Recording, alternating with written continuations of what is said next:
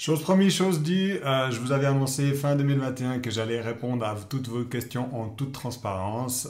Donc en 2022, on commence comment devenir courtier immobilier, quelles sont les tendances de l'immobilier, comment se passer d'un courtier immobilier pour vendre un bien immobilier, etc., etc. Ce sont toutes les questions auxquelles je vais répondre en toute transparence dans cette vidéo. C'est parti! Bonjour, c'est Patrick Robetti. Tout d'abord, une excellente année 2022 à vous et à vos proches. J'espère que vous allez enfin pouvoir réaliser tous vos projets malgré la situation qui est toujours sanitaire un peu compliquée. Donc, la foire aux questions, je réponds à toutes vos questions en toute transparence. Première question qu'on m'a posée, comment se passer d'un courtier immobilier pour vendre un bien immobilier? Donc, j'avais fait déjà une vidéo précédemment, donc je vous mets peut-être le lien ci-dessous pour avoir la vidéo complète. Mais pour détailler ce que je vous avais déjà dit, en fait, le plus important lorsque vous voulez vendre vous-même un bien immobilier, c'est déjà l'estimation. Donc pour l'estimation, il existe des outils en ligne de type Housey, que je vous avais déjà cité dans une vidéo précédente, qui vous permet d'estimer le bien immobilier. Puis après, il y a des méthodes mathématiques qui vous permettent de valider en fait cette estimation. Ensuite, il y a tout ce qui est mise en valeur de votre bien, donc ranger le bien, les principes de staging, désengorger, repeindre, faire en sorte que ce soit nickel, faire un bon dossier photo avec des belles photos, bien lumineuses, et ensuite publier sur les différents portails. La troisième chose, c'est clair que c'est après tout l'art de la négociation et de l'échange avec les différents interlocuteurs. Mais le plus important, si on résume, c'est estimation et 2, mise en valeur de votre bien. Ensuite, vous avez le bon prix, vous avez le bon packaging, on va dire ça comme ça. Et après, le reste, logiquement, ça découle. Deuxième question qu'on me pose, comment vois-tu le marché de l'immobilier en Suisse et plus particulièrement dans le canton de Fribourg en 2022? Alors, personnellement, je vois toujours des prix relativement hauts, surtout pour les biens, les villas individuelles, les biens avec une partie de terrain, d'espace vert. Pourquoi? Parce que il y a la situation sanitaire actuelle qui fait que les gens sont attirés par avoir un meilleur confort aussi à la maison. Donc à nouveau, si vous avez une opportunité d'acheter un bien de ce type-là, franchement, il ne faut pas hésiter. C'est pas parce que les prix sont hauts que c'est la fin du monde. Ce qu'il faut aussi savoir, c'est que les taux sont toujours bas et ils vont forcément monter ces prochaines années, conséquence peut-être de la crise qui s'annonce. Mais pour l'instant, ils sont bas. Les prix, oui, sont hauts, mais du moment que la banque valide, c'est que les prix, ça vaut réellement ce prix. Donc, si vous êtes vendeur, tant mieux, vous allez vendre en estimant prix juste relativement facilement votre bien immobilier, donc que ce soit une villa individuelle, contiguë ou un appartement plein pied.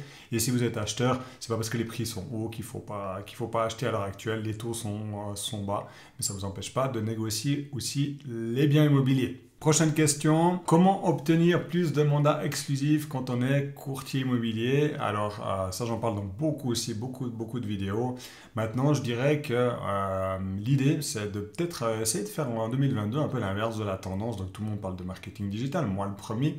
Mais revenez peut-être aux sources et commencez à communiquer un peu à l'ancienne avec vos prospects, avec vos clients et en leur envoyant tout simplement des formats papier. Donc ce qui fonctionne bien, ce serait tout simplement, dès que vous faites une vente immobilière, c'est d'envoyer tout simplement un courrier, une lettre, que ce soit manuscrite ou rédigée à l'ordinateur, puis vous la signez de manière manuscrite, vous le mettez dans une enveloppe manuscrite, donc l'adresse à la main, et vous envoyez à tous les voisins. Donc vous allez, vous regardez soit en ligne, soit vous passez sur place, et tous les voisins vous dites tout simplement, bonjour, j'ai récemment vendu un bien immobilier à telle adresse, malheureusement j'ai pas pu satisfaire X familles. Si vous avez eu 20 visites, puis forcément il n'y a qu'un acheteur, vous mettez les 19 autres familles. Et voilà, avec plaisir, j'estimerai votre bien immobilier pour pouvoir satisfaire ces personnes. N'hésitez pas à m'appeler, blablabla. Bla.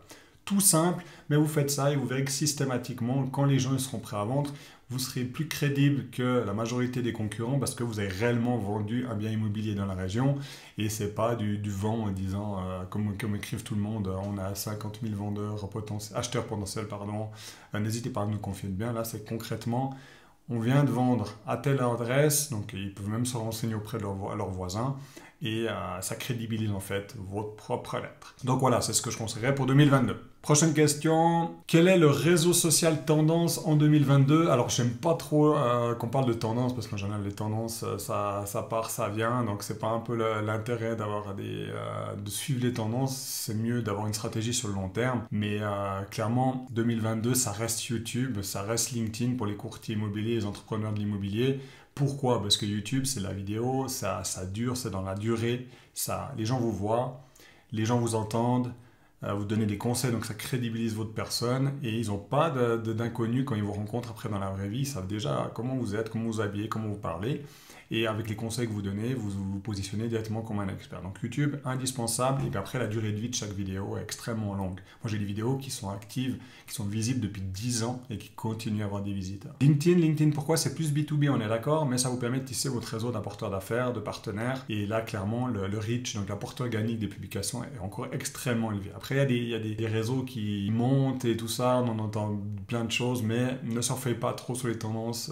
Vraiment, focalisez-vous sur un, deux réseaux qui apportent des résultats à l'heure actuelle, parce que le but c'est pas d'avoir des résultats dans 10 ans, c'est quand même de pouvoir vivre cette année 2022. Prochaine question. Faut-il faire du low cost pour réussir dans le courtage immobilier? Alors non, clairement la réponse elle est non. Si vous positionnez sur low cost, donc en jouant sur le prix, vous serez perdu en avance. Il y a toujours quelqu'un qui sera capable de faire moins cher que vous. Trouvez un marché de niche plutôt, par exemple la rénovation de vieilles fermes ou la vente de villas individuelles par exemple. Et positionnez-vous vraiment soit dans une zone géographique, soit dans justement un type de bien. Et là, vous verrez que ce sera beaucoup plus facile de se différencier que de jouer sur le prix en essayant d'être moins cher pour que les clients viennent chez vous. Prochaine question. Comment devenir conseiller immobilier ou courtier immobilier? Quelle est la formation? Ça, à nouveau, j'ai fait une vidéo. Je vous mets le lien ci-dessous. Vous pouvez y accéder, une vidéo complète. Il y a plusieurs formations qui existent en ligne. L'USPI, le Suite, ils proposent des formations en ligne pour devenir courtier immobilier. Après, la formation théorique, c'est bien. La formation basée sur la pratique, c'est mieux. Donc, je vous propose vraiment des accompagnements. Moi, je pense que une formation de base, c'est cool. Mais après, c'est peut-être mieux de vous faire accompagner par un professionnel du domaine et qui va vraiment vous montrer directement les choses à faire, les choses à pas faire pour prospecter, parce que votre métier consiste en deux éléments distincts. C'est un, prospecter pour avoir des nouveaux mandats, et deux, après vendre. Donc c'est deux techniques différentes, c'est deux approches différentes du même métier. Donc voilà, j'ai répondu à un maximum de questions. Si vous en avez d'autres, n'hésitez pas à me les poser en commentaire ci-dessous. Et voilà, passez à l'action 2022, ça va être une belle année, il faut être positif. Et moi, je vous dis à tout bientôt pour une prochaine vidéo, à tout bientôt pour de prochains conseils. Au revoir.